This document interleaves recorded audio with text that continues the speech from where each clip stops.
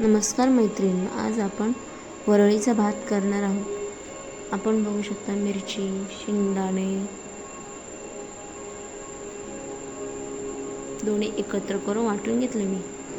त्यात थोडेसे कूट पण आहे। वरळी भाजून घेतली म्हणजे भगर।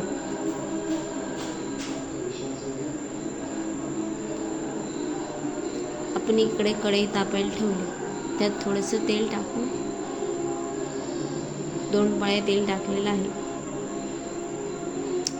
वरळी थोडीशी भाजलेली होती, त्याच्यामध्ये खडे असतात म्हणून पाणी टाकले। इकडे फोडणी द्यायची तयारी चालू। फोडणी दिली, पाण्याला फोडणी दिली। हिरवी मिरची, शेंगदाण्याचे कूट जे वाटले होते आपण ते त्यात टाकून दिले। मीठ टाकले, पाण्याला उकळी आली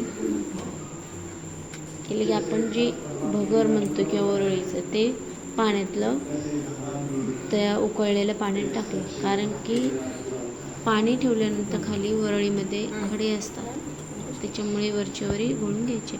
फायनली माझी भगर बनवून झालेली आहे। तुम्ही बघू शकता कशी झालेली।